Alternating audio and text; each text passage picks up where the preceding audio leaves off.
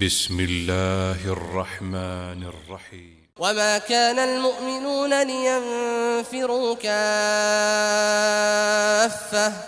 فلولا نفر من كل فرقة منهم طائفة ليتفقهوا في الدين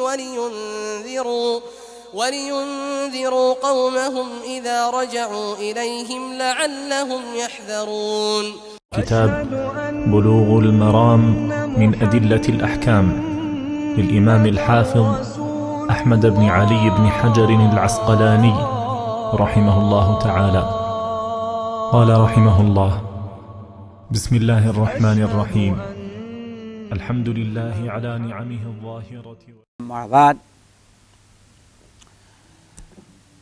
حضرت ابو مرثد الغنوی رضی اللہ تعالیٰ عنہ کی حدیث چل رہی تھی کہ اللہ کے رسول نے فرمایا: لا تصلوا الی القبور، قبروں کی طرف رک کر کے نماز نہ پڑھو، ولا تجلسوا علیہا، اور نہ تو ان پر بیٹھو. اسی لیے با اتفاق علماء قبرستان میں نماز جائز نہیں. ابو سعید، اللہ اکبر. ایک چیز اور یاد رکھیے گا، پھر وہی بات آ جائے گی جو بات چل رہی تھی. ہمارے بعض عرب، خاص طور سے ہمارے بعض علماء ہنود سے مراد وہ پہلے والا کیا کہتے ہیں بر صغیر کے لوگوں نے اللہ اکبر نقل کیا. لیکن یہیں سے بات ہوتی ہے. شکوک، فتنے، شبہات، دو چیزیں ہیں، یاد رکھیے گا. ہمیشہ امت کو، جو امت برباد ہوئی ہے، دو چیزوں کے، دو فتنے تھے، اور دونوں کو خوب سمجھنا چاہیے. فتنۃ الشہوات اور فتنۃ الشبہات. سمجھیے نا، سارے فتنے دنیا میں جو آتے ہیں کس کی بنا پر؟ دو فتنے، فتنۃ الشہوات اور فتنۃ الشبہات. شہوات، خواہشات کا فتنہ. اللہ تعالیٰ خاص طور سے دو خواہشات نفس، اور آپ تجربہ کرو، فتنۃ الشہوات اور فتنۃ الشبہات. فتنۃ الشہوات میں خاص طور سے دو فتنے ہیں. وہ کیا ہیں؟ پیٹ کی شہوت اور شرمگاہ کی شہوت. اسی لیے مسند احمد بن حنبل وغیرہ کی حدیث ابو برزہ الاسلمی رضی اللہ تعالیٰ عنہ روایت کرتے ہیں کہ اے لوگو، انما اخشى علیکم شہوات الغی فی بطونکم وفروجکم ومضلات الہوا. اللہ اکبر. سب کچھ اللہ کے رسول نے بیان کر دیا ہے، فتنے سے آگاہ کر دیا. ہمیشہ جتنی قومیں ہلاک ہوئی، شیطان نے ہلاک کیا ہے دو فتنے، فتنۃ الشہوات اور فتنۃ الشبہات. ایک شہوات کا فتنہ، شہوت خواہش عام. ہمارے ہاں اردو میں شہوت ایک الگ معنی میں، صرف ایک معنی میں نہیں، یہاں شہوات جمع کا شہوات، بہت قسم کی شہوات. اسی لیے ابو برزہ الاسلمی رضی اللہ تعالیٰ عنہ کی حدیث آپ نے بیان فرمایا: انما اخشى علیکم شہوات الغی. لفظ انما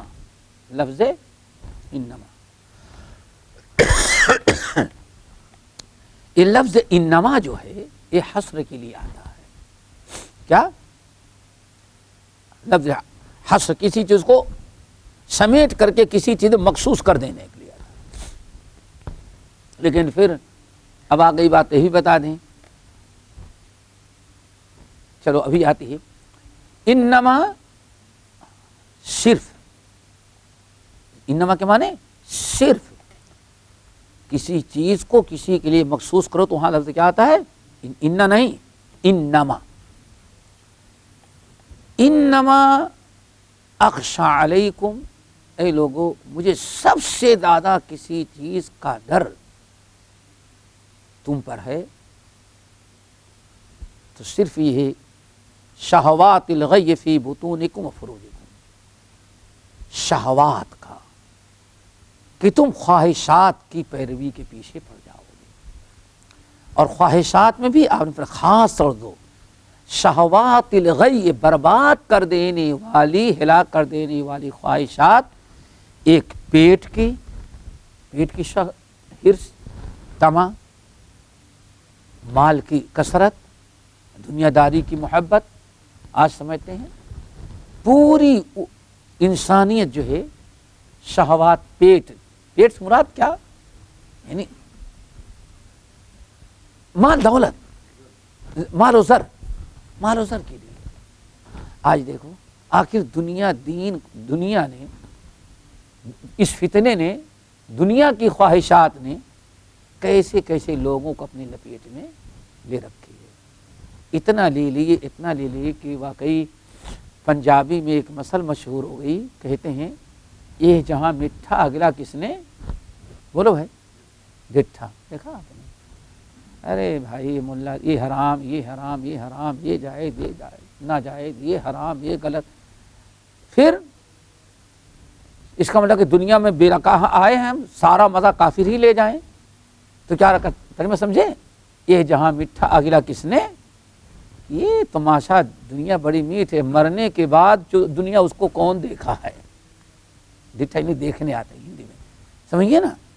یہ کس نے دیکھا ہے، کیا ہوگا؟ مولوی کو پتا ہے کہ آگے کیا ہوگا، مولوی کو تو اپنی خبر نہیں، تو کیا پتا کہ مرنے کے بعد. دیکھا آپ نے کتنی آسانی کے ساتھ آج پورا اللہ امت مسلمہ کے ساتھ ساتھ آپ ذرا دیکھیں، آج یہود و نصارہ، پورا یورپ سپر پاور اسی فتنے میں مبتلا ہوا، اسی میں ہوا نا. تو شہوات الغی فی بطونکم، ایک تو پیٹ کی، دوسرے شرمگاہ کی. حلال بیوی، حلال راستہ اللہ نے جائز قرار دیا.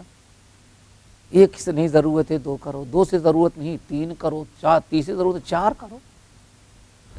یہ ساری چیزیں تمہارے لیے ہیں. فَانكِحُوا مَا طَابَ لَكُم مِّنَ النِّسَاءِ مَثْنَىٰ وَثُلَاثَ، جتنی کی ضرورت ہے کرو. لیکن اللہ اکبر، شرمگاہ کی خواہش نے کتنا کہاں تک پہنچا دیا نا، یہاں تک کہ مرد عورت ابھی کیا سپر پاور میں کس نے کیا فخریہ کہا، 500 عورتوں سے میں نے کتنا زنا کیا، 400 عورتوں سے میں نے زنا کیا. فخریہ، سپر پاور کی یہ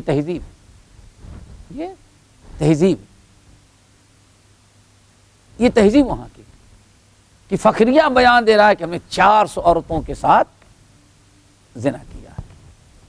حیا اور شرم ختم. دیکھا کتنے آج واللہ ایسے ٹیلی فون آتے، ایسے مسائل پوچھتے، اندازہ ہی لگتا ہے مجھے سوچنا پڑتا ہے ایسا بھی ہو سکتا ہے. نہیں وہاں کی فلمیں، وہاں رہتا تھا، وہاں کی فلمیں دیکھ کر کے اللہ اکبر، شادی کرنے کے بعد کیا کیا نتائج. واللہ یہی مسجد ہے سامنے، انڈیا سے آدمی آیا اپنی بیٹی اور داماد کا مسئلہ دے. کہاں سے؟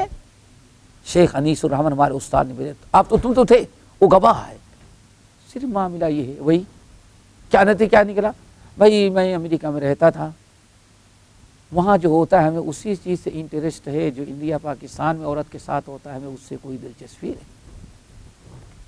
یہ تو شریف آدمی تھا جو آ گیا. سوچو کہ آج پوری امت انہی دونوں فتنوں میں پوری انسانیت برباد ہو رہی ہے. کیا خیال ہے آپ لوگوں کا؟ شہوات الغی فی بطونکم و فروجکم، آخر ان کے ہاں بھی حرام ہے جو کریں ساری چیزیں. آپ حضرات جانتے ہیں ہم لوگ ایمان رکھتے ہیں کس پر؟ موسیٰ پر، عیسیٰ پر، تورات پر، انجیل پر، آسمانی کتابوں پر.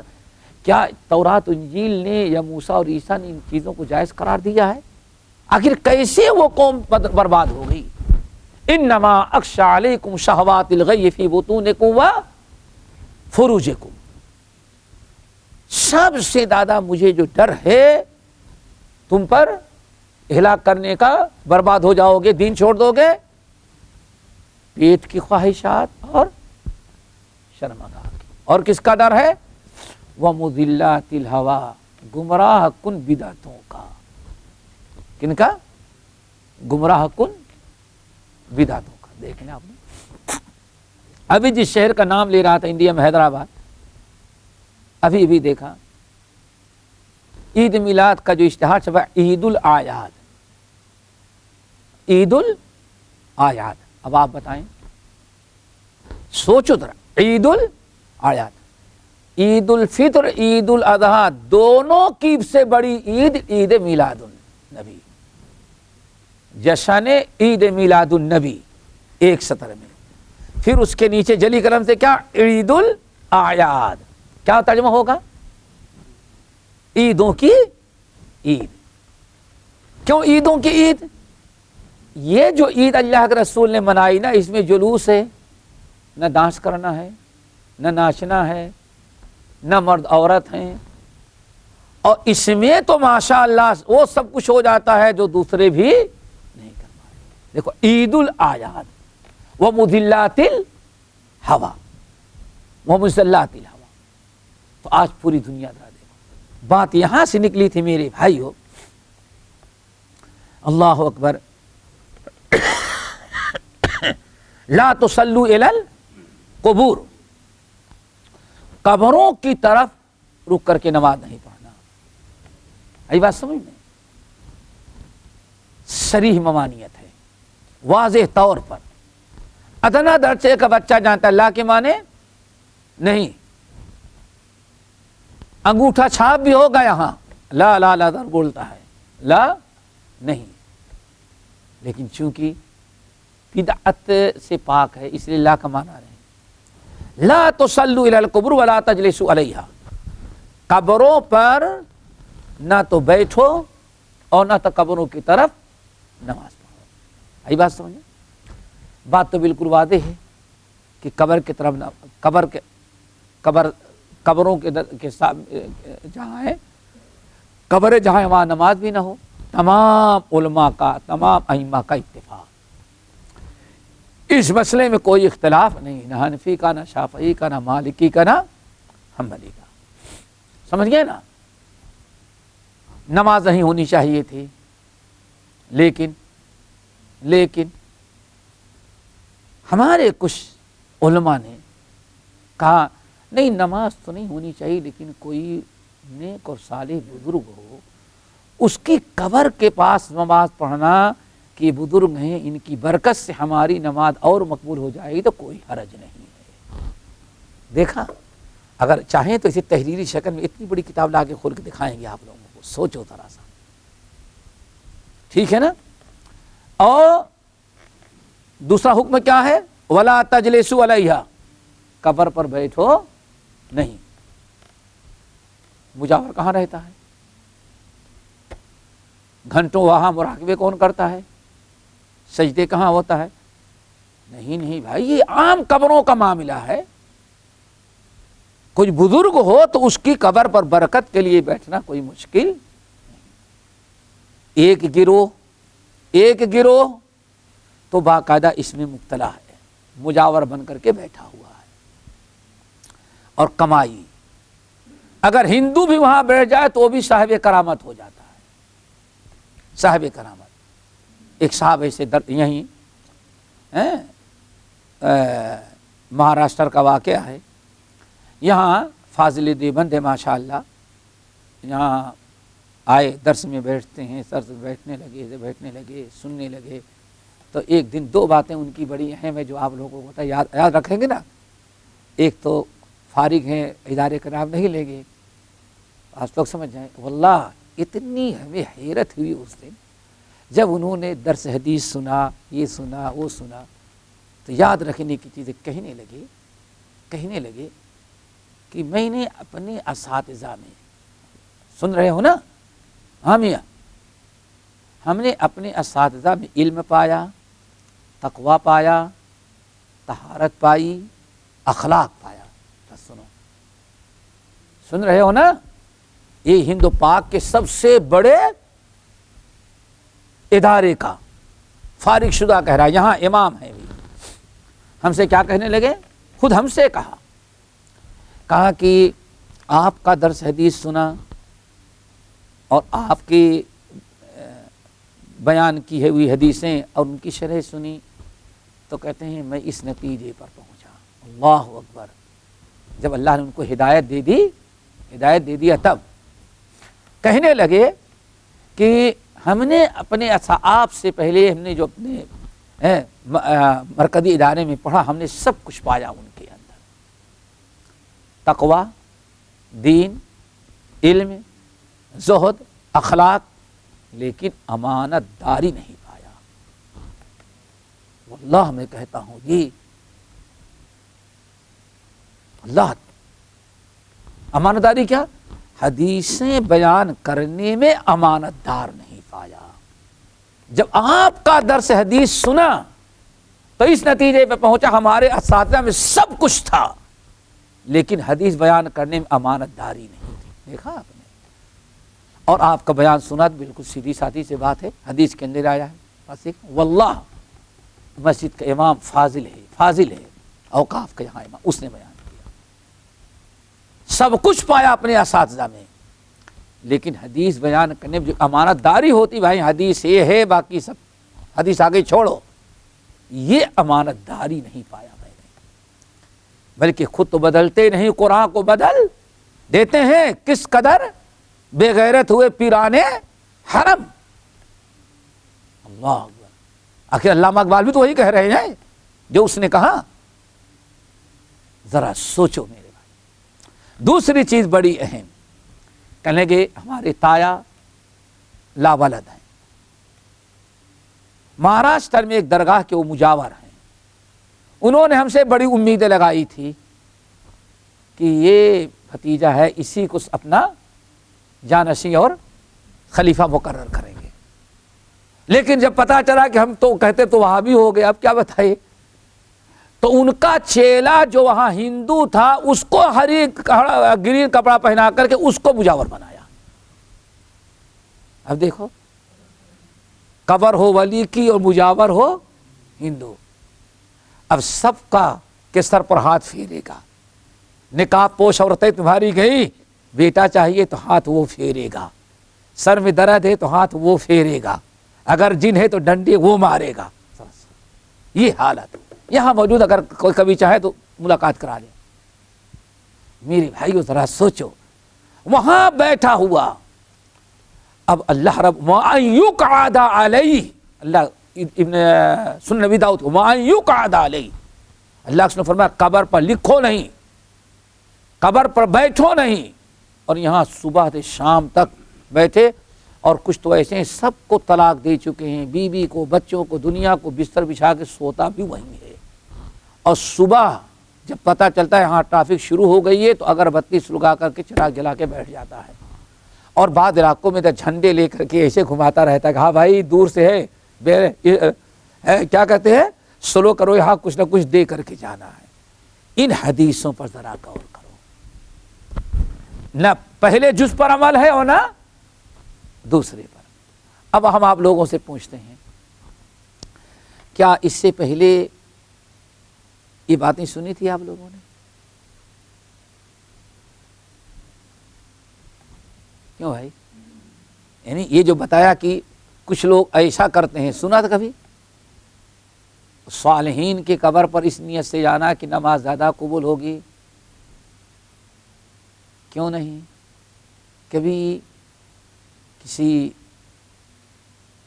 کتاب و سنت والے عالم کے پاس بیٹھ کے درس لیے ہوتے تو ہم سے پہلے ہی بتا چکا ہوتا ہو، جو بھی ہم کو سننے کو ملا کسی اور سے، اس لیے ہمیں آج تک سننے کا موقع نہیں ملا۔ اب دیکھو، یہی ہے فتنہ شبہات، شبہ پیدا کر دیا نا۔ سیدھی سادی حدیث ہے کیا؟ وَلَا تَجْلِسُوا عَلَيَّ، لا تصلوا، بیٹھو نہیں، حدیث تو آ گئی.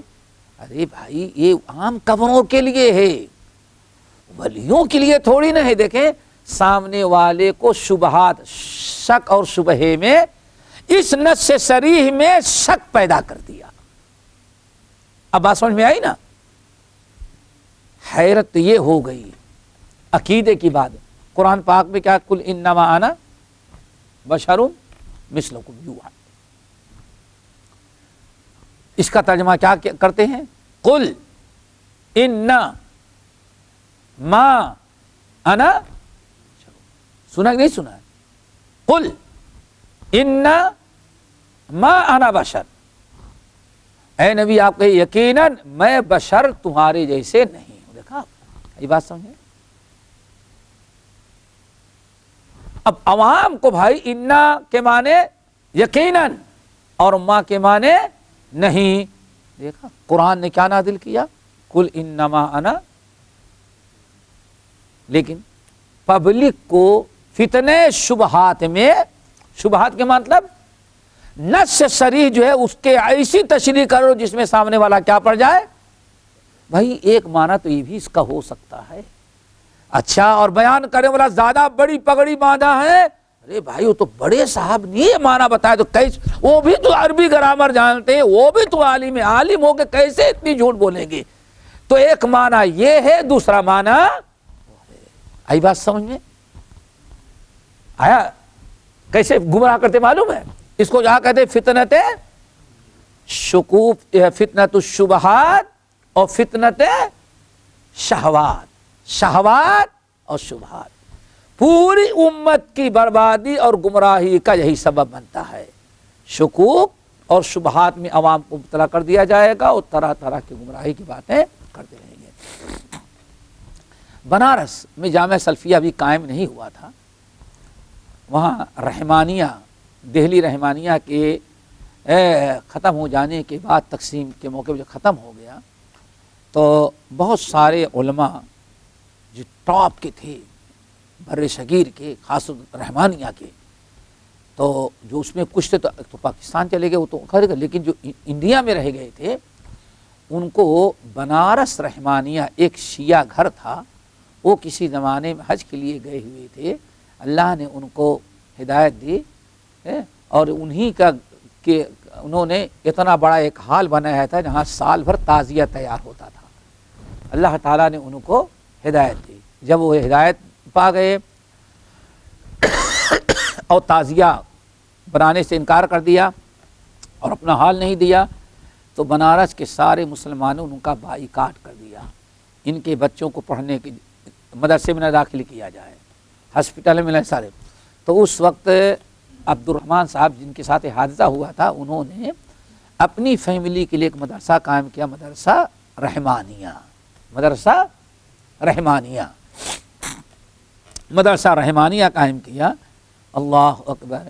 جب مدرسہ رحمانیہ دہلی والا ختم ہو گیا تو اس کے بڑے اساتذہ جو پاکستان نہیں گئے تھے، انڈیا میں رہ گئے تھے، وہاں مدرسی کے لیے ان کو بلایا گیا، آ گئے، وہاں پڑھاتے تھے.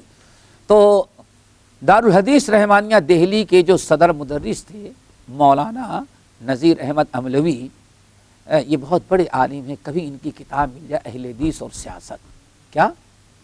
اہل حدیث اور سیاست. ایک کتاب ضرور پڑھیے گا آپ لوگ، اہل حدیث اور سیاست. بڑی زبردست کتاب ہے، ہوگی تقریباً 250-300 صفحے کی. اہل حدیث اور سیاست. نذیر احمد املوی، مولانا نذیر احمد املوی. عملو اعظم گڑھ میں ایک قصبہ ہے، نام اس وہیں کے رہنے والے تھے. سمجھ گئے نا؟ تو یہ جب یہ بنارس رحمانیہ کے صدر مدرس تھے تو کوئی سنی عالم آیا تھا، بڑی دھواں دھار تقریر کی، وہی شکوک اور شبہات والی. لوگوں میں ثابت کروں گا قرآن سے کہ اللہ کا رسول بشر نہیں تھے. لاؤ قرآن میں اتنی جگہ پر قل انما انا بشر مثلکم. ارے ایسا شکوک و شبہات پیدا کیا. نہیں سمجھے؟ سمجھے نا؟ انما ہے، انما. اب یہاں ایک عربی گرامر قاعدہ یاد رکھیے گا، اس کو کہتے ہیں ما کافہ. کیا کہتے ہیں؟ ما کافہ. ما کا اصل معنی نفی کا ہے، لیکن انما میں جوڑ دیا جائے گا تو اپنے عمل سے رک جانے والا. اس کا عمل کیا ہے؟ نفی کرنا. اب نفی کرنے کا معنی نہیں دیکھا، رک جائے گا، اس لیے اس کا نام کیا؟ ما کافہ. ما کافہ، کاف کف کف کف کف کف، ہاں اسٹاپ، سمجھ گئے نا؟ اس کو کیا کہتے ہیں؟ ما کافہ. تو اس نے کیا کیا؟ اب انا کو الگ کر دیا. ما ہر آدمی کہ بھائی قرآن بالکل لکھا ہوا ہے انا ما. اب پورے بنارس میں ہنگامہ، پورے بنارس میں ہنگامہ. ارے اس نے تو ایسا ترجمہ کیا ظالم نے کہ سب کا میٹر گھما دیا، سب کا دماغ گھوم گیا. ارے بھائی واقعی ہمارا یہ بھی ہو سکتا ہے. تو مولانا نذیر احمد املوی رحمۃ اللہ علیہ کو پتا چلا، وہ کھڑے ہوئے، انہوں نے بیان دیا، ایک ہی جملے میں پوری رات بھر کی تقریر ختم کر دی. کہا اس بیوقوف سے جا کے کہو کل انما الہ، سورہ کہف ہے نا، کیا ہے؟ قل انما الہکم الہ واحد فمن کان یرجو لقاء ربہ فلیعمل عملا صالحا ولا یشرک بعبادۃ ربہ احدا. اب ترجمہ کرے، قل ان ما انا، میں تمہارا الہ نہیں ہوں. اب ترجمہ کر کے بتائے وہ. تو یہ جواب دے کر کے مولانا نے جو تقریر کی تو پورا فتنہ اس بدبخت کا ختم ہوا. تو ہمیشہ یاد رکھو سارے فتنے، ساری گمراہی کہاں سے آتی ہے؟ فتنۃ الشہوات اور فتنۃ الشبہات. شبہات کا مطلب شکوک اور شک اور شبہہ. نص آپ کے سامنے حلت کی، حرمت کی نص واضح ہے، لیکن اس کی کوئی ایسی تعویل کر کے، ہیرا پھیری کر کے ایسا معنی بتا دے کہ فیہ قولان کا معاملہ آ جائے. بھائی اس آیت کی تفسیر کے میں کہ دو قول ہیں. اب شکوک تو آ گئے، وہ بھی بیان کرنے والا مولانا ہو تب تو لا تصلوا الی القبور ولا تجلسوا، واضح ہے. لیکن پھر بھی نہ پہلے جملے کو امت نے مانا ایک گروہ نے، اور نہ دوسرے جملے. اب بات سمجھ میں آ گئی نا؟ چلو. وعن ابی سعید الخدری رضی اللہ تعالیٰ عنہ قال قال رسول اللہ صلی اللہ علیہ وسلم اذا جاء احدكم المسجد فلينظر فإن رأى في نعليه أذى أو قذرا فليمسحه وليصلي فيهما. اخرجه ابو داود وصححه ابن خزیمہ. حضرت ابو سعید الخدری رضی اللہ تعالیٰ عنہ کہتے ہیں، باب کیا چل رہا ہے؟ نماز کا، نماز کے شروط کا. ابو سعید خدری رضی اللہ تعالیٰ عنہ فرماتے ہیں کہ اللہ کے رسول نے فرمایا اذا جاء احدکم المسجد، تم میں سے جب بھی کوئی مسجد کے اندر آئے، فلینظر، تو پہلے وہ دیکھ لے اپنی جوتے کو، اپنے چپل کو، جوتے اور چپل کو دیکھ لے. فإن رأى فی نعلیہ اذى، اگر اپنے جوتے اور چپل میں دیکھتا ہے، نظر آ گیا اس کو گندگی یا غلاظت، سمجھ گئے نا، فلیمسحہ، تو اس کو پوچھ لے، ولیصلی فیہما، اور اس کے اندر نماز پڑھ لے. حدیث سمجھے؟ حدیث یہاں مختصر ہے، پوری حدیث ایسی ہے. اس کا شان ورود، نبی علیہ السلام صحابہ کے ساتھ نماز پڑھ رہے تھے. اللہ کے رسول جوتا پہن کے نماز امامت کے لیے کھڑے ہوئے، سارے صحابہ جوتا پہن کر کے مقتدی بن گئے. قرات، قیام، رکوع ہوا اپنی حالت پر. جب نبی علیہ السلام سجدے میں گئے تو جبرائیل امین نے آ کر کے آپ کو بتا دیا کہ اے محمد صلی اللہ علیہ وسلم، آپ کی جوتے میں ناپاکی لگی ہے. ٹھیک ہے نا؟ نبی علیہ السلام نے سجدے ہی سے نکال کر کے اس کو جوتا باہر الگ کر دیا. جب آپ اللہ اکبر کہے صحابہ کرام سجدے سے سر اٹھائے تو دیکھا کہ اللہ کے رسول کے جوتے نکلے ہوئے ہیں. سارے صحابہ نے اپنے جوتے نکال دیے بلا کسی تاخیر کے، نکال دیے. نبی علیہ السلام سلام پھیرے تو دیکھا کہ سب کے جوتے نکلے ہوئے ہیں. آنے فرمایا تم لوگوں نے جوتے کیوں اتار دیے؟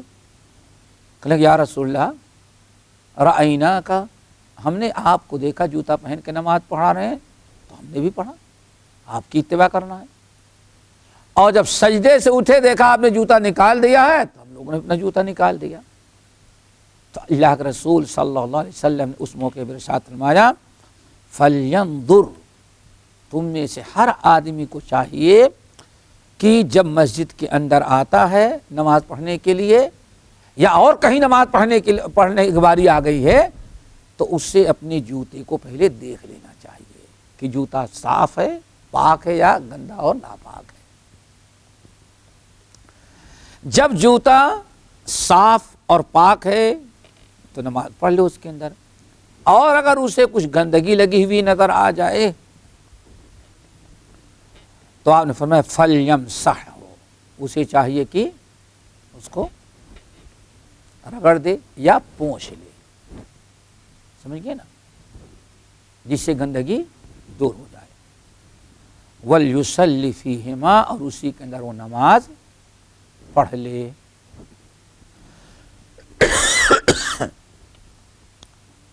اس حدیث کو روایت کیا ابو داؤد نے اور صحیح کہا اس کو ابن خزیمہ نے. اس آیت حدیث سے دو مسئلے سامنے آئے. نمبر ایک، جوتے میں نماز پڑھنا جائز ہے، جوتے میں نماز پڑھنا جائز ہے. اگر آپ کا جوتا رکوع سجود قیام میں کوئی رکاوٹ نہیں بنتا تو آپ اپنے جوتے کو جوتے میں نماز پڑھ سکتے ہیں، سمجھ گئے نا.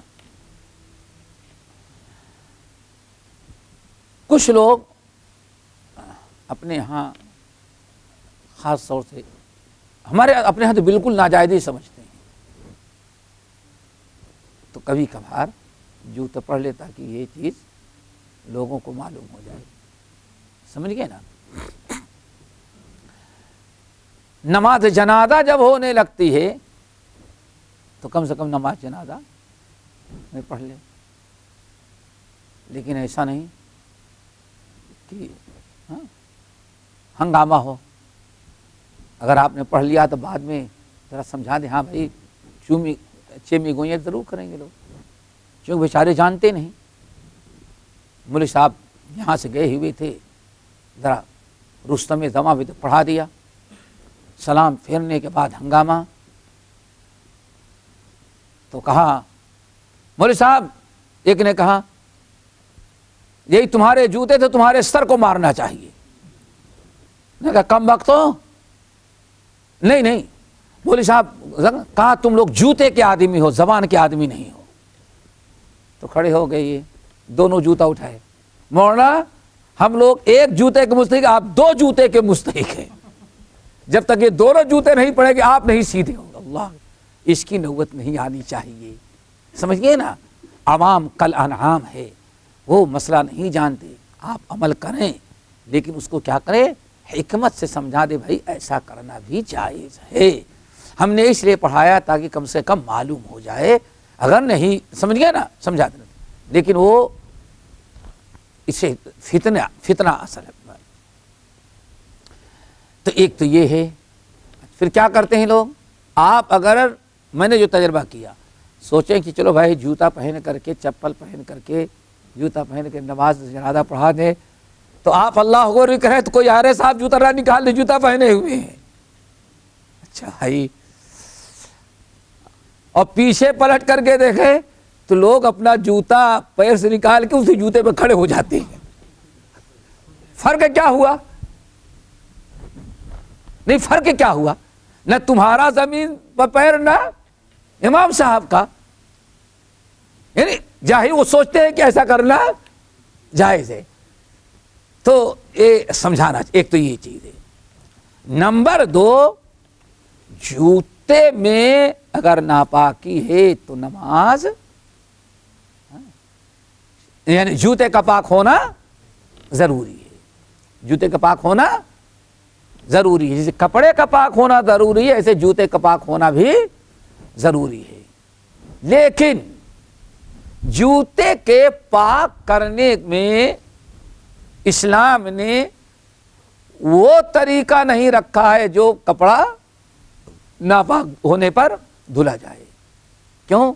کپڑے کو پکڑ کے دھلنا آسان ہے، اور جوتے کو ناپاکی لگ جائے تو دھلنا اس کا، کتنے جوتے ایسے کہ دھلیں گے تو آدھا ہاتھ میں رہے گا، آدھا بیسن میں گر جائے گا۔ کتنے جوتے ایسے ہوں گے کہ دھل تو شاید وہ خراب ہو جائے۔ اسلام کی حکمت ذرا دیکھو۔ تو رسول اللہ صلی اللہ علیہ وسلم نے جوتے کے اندر نہ گندگی لگ گئی تو اس کے پاک کرنا تو ہے، پاک تو کرنا ہے، لیکن پاک کرنے کے لیے دھونا شرط نہیں ہے۔ اگر اس کو آپ زمین پر اچھی طرح سے رگڑ دیں اور گندگی دور ہو جائے، نظر نہیں آ رہی ہے، تو سمجھ جاؤ کہ جوتا پاک ہو گیا۔ اب اس جوتے میں نماز پڑھنے میں کوئی مذاکرہ، کوئی حرج نہیں ہے۔ یہاں سے ایک تیسرا مسئلہ اور معلوم ہو گیا، وہ بھی بہت ضروری ہے، پوچھتے رہتے ہیں لوگ۔ اگر آپ اپنے ناپاک، آپ نماز پڑھنا شروع کیے، آپ کا جوتا یا آپ کے بدن کا کپڑا یا آپ کی ٹوپی یا آپ کے جیب میں کوئی ناپاکی اور گندگی لگی، تو نماز کی حالت میں اس کو نکال کر کے رکھ دیں۔ نکالنے سے نماز نہیں ٹوٹے گی، اور جتنی نماز پڑھ چکے تھے اس کو لوٹانے کی ضرورت نہیں، جہاں تک آپ پڑھے تو اسی سے آگے۔ نہیں سمجھ آیا؟ نبی علیہ السلام نے نماز شروع کی تو جوتا ناپاک، قیام اور قرات کیا جوتا ناپاک، رکوع کیا جوتا ناپاک، سمیع اللہ لمن حمدہ کہا جوتا ناپاک۔ جب سجدے میں گئے تب پتا چلا جوتا ناپاک ہے، پھر آپ نے جوتے کو نکال دیا، آپ نے جوتا نکال دیا، لیکن آپ نے وہ رکعت لوٹائی نہیں۔ پتہ یہ چل گیا اس قسم کے اگر حوادث اب سامنے پیش آ جائیں تو جہاں تک آپ نماز پڑھ چکے ہیں اسی سے آگے اپنی جاری رکھیں، جو پڑھ چکے ہیں اس آپ کی نماز ہو جائے گی، باطل نہیں ہوگی۔ ٹھیک ہے نا؟ اب نکال دو نا، کوئی اگر پینٹ ہوتا کندورا پہلے ہم لوگ کوئی مجھ کے اپنی سوچو، تم اپنی سوچو، اب تم بتاؤ کیا کرو، ہم لوگ تو کوئی ٹینشن نہیں، ماشاءاللہ اس کا بھائی تم کیا کرو گے بتاؤ؟ پینٹ پہلے ہو تو بھائی سطر بھی ضروری ہے نا، ہاں سطر بھی ضروری نا، چلے جاؤ۔ اور نہیں، اگر آگے حدیث آ رہی ہے، اگر تم کنارے ہو کے سمجھ گئے جا کے اتار کے آ جاؤ تو تمہاری نماز ہو جائے گی۔ ہاں اگر کچھ ان کا قطرہ لے لو، کسی اور کا لے لو، سمجھے نا، تو ہو جائے گی، نماز لوٹانے کی ضرورت نہیں۔ چلو، وعن ابی ہریرہ رضی اللہ تعالی عنہ، واہ نبی علیہ السلام نے ارشاد فرمایا، اذا وطی احدکم الاذی بخفیہ، جب تم میں سے کوئی انسان گندگی سے گزر جائے اپنے موزہ پہن کر کے، خف یہاں نال نہیں ہے، خف کہتے ہیں کیا؟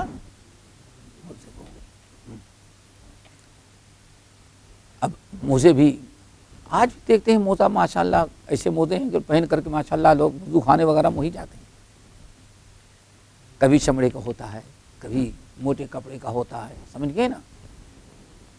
تو جب تم میں سے کوئی آدمی رود دے، وطیہ کیا مانے؟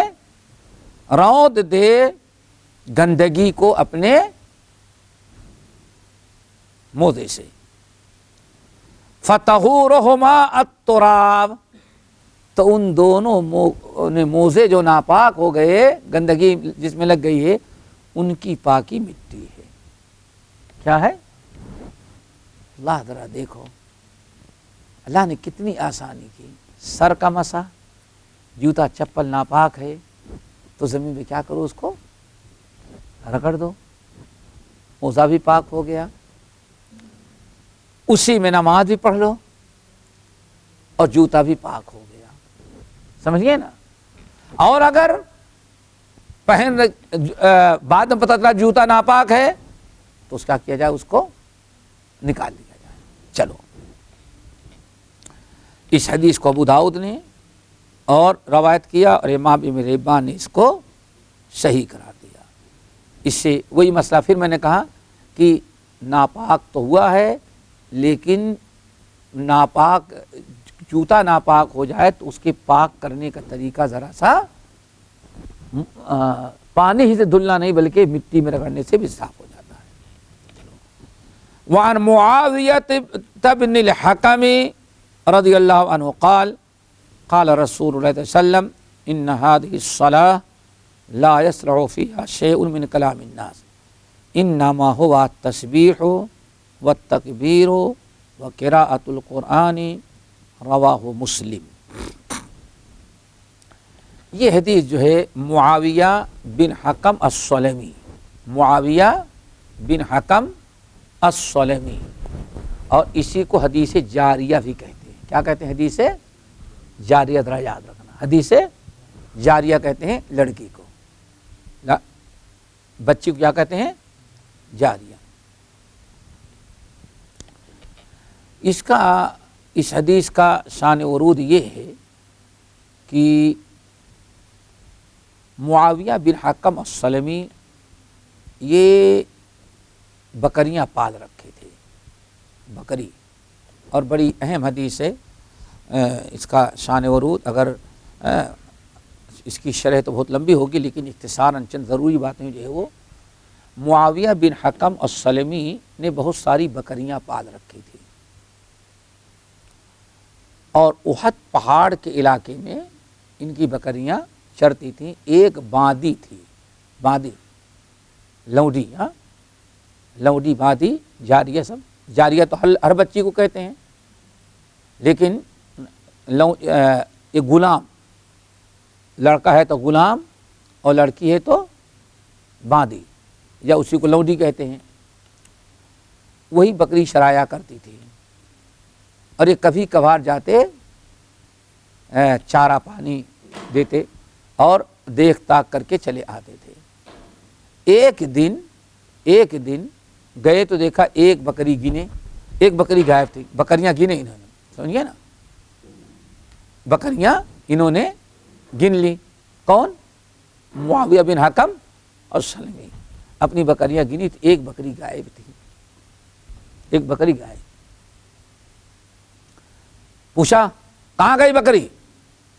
تو کہنے لگی بھیڑیا لے گیا. جیسے پتا چلا بھیڑیا لگ گیا تو ایک تھپڑ کھینچ کے مارا اس لڑکی کو. مار تو دیا غصے میں, لیکن بعد میں احساس ہوا کہ اگر بھیڑیا لے گیا تو اس کا کیا قصور ہے؟ ہم ہوتے تو جب بھی بھیڑیا لے جا سکتا تھا. سمجھ گئے نا. اللہ اکبر.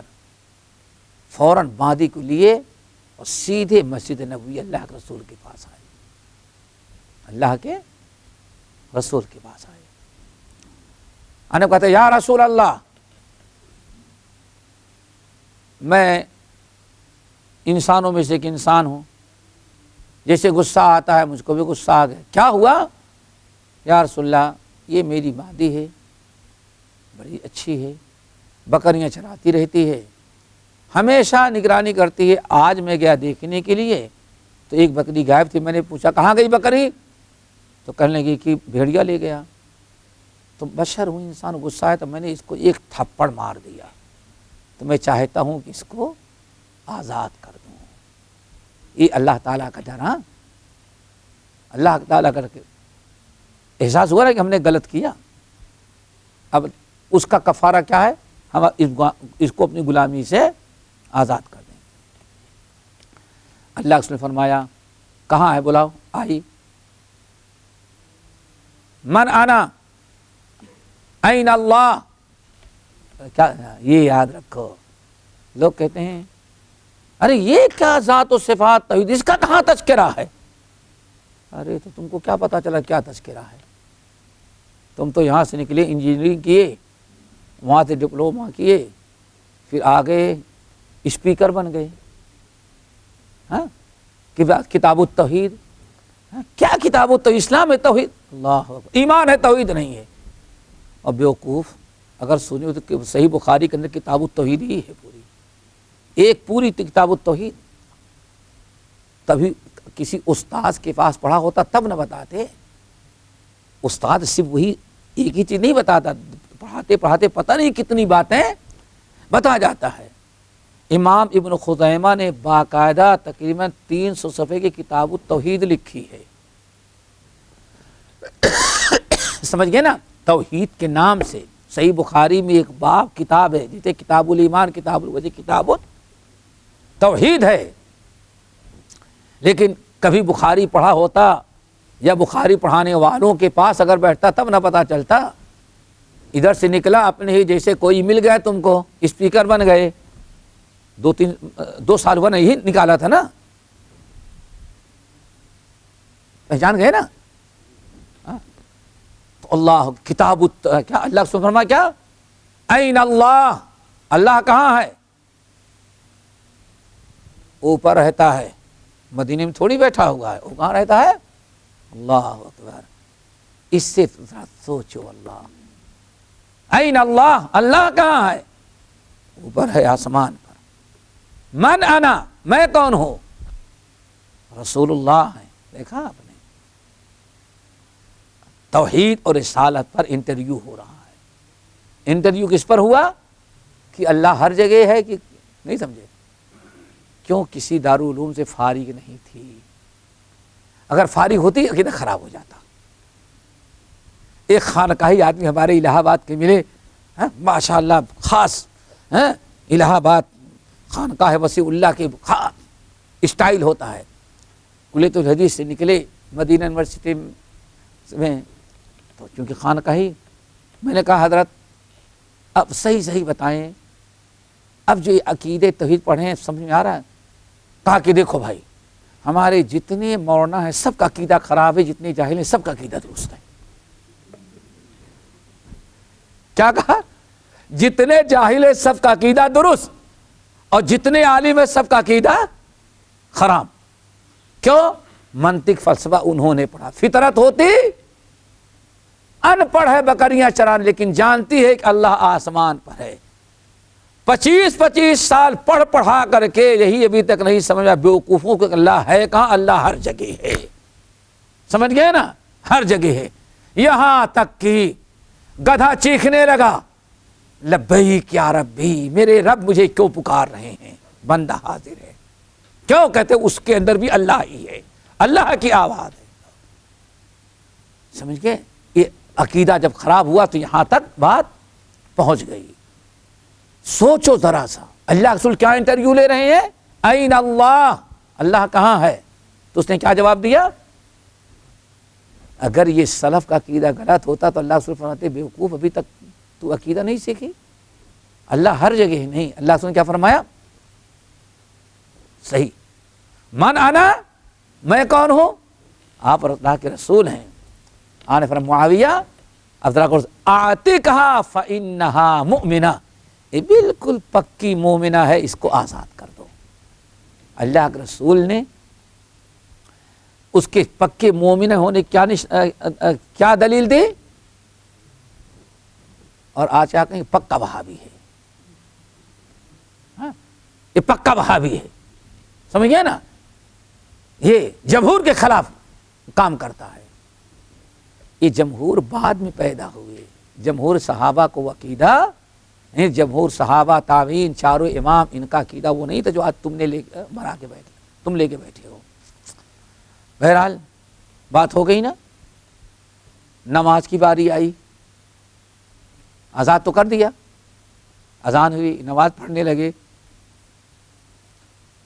نماز پڑھنے لگے تو ان کو بازو والے کو چھینک آ گئی، یرحمک اللہ. آواز ہمارا آدمی یہ کیا یرحمک اللہ، اللہ بھائی چھینکنے والے اللہ تجھ پر رحم رکھ، آدمی کا کلام ہو گیا نا، نہیں سمجھے؟